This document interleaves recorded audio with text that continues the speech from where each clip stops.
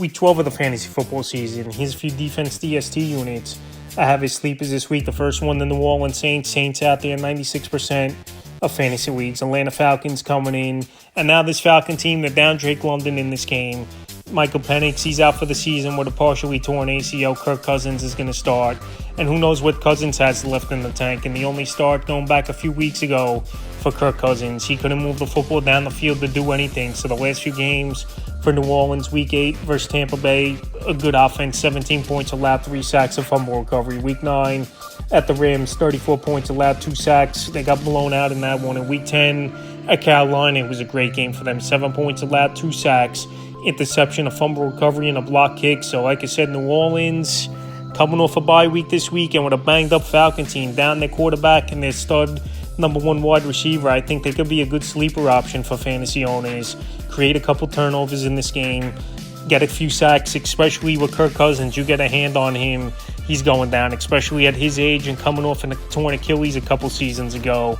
I think with all those factors, New Orleans is a decent sleeper option this week. The next DST is the San Francisco 49ers. San Francisco out there in 80% of fantasy leagues. Carolina Panthers are coming to town. I know last week was a big offensive game for Bryce Young, obviously, and Tator McMillan, but that was the Atlanta Falcons. And even down Nick Bosa and obviously Fred Warner for the season, I still think San Francisco could go out there and create some turnovers and make some plays in this game. And the Panthers give up the 14th most fantasy points to DSTs on the season. Week 9, the Giants, 24 points allowed, 2 sacks. Week 10 versus the Rams, 42 points allowed, a sack. In Week 11 at the Cardinals, 22 points allowed, 2 interceptions, and a fumble recovery. So like I said, San Francisco, they could create some turnovers. They could get pressure on Bryce Young in this game. And if you need them in a pinch, like I said, 80% of leagues they're out there.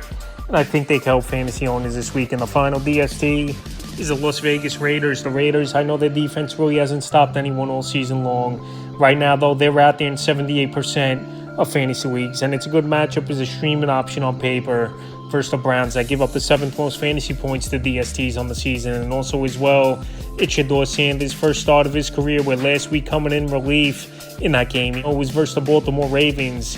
He didn't look comfortable in the pocket, and he was inaccurate in that game and threw an interception as well, where it should have been 2, where he was dropped by the defender. So I think Vegas with Max Crosby at the edge do cause some havoc for Shedeur in this game.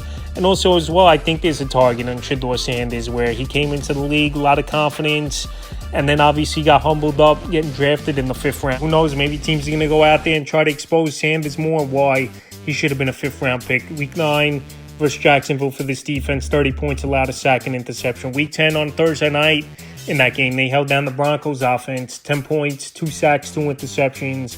And Week 11 versus Dallas got the doors blown off, 31 points allowed, a sack, a fumble recovery. So like I said, this week is a streaming option versus the Browns. Shedeur Sanders' first career start, maybe in deeper leagues.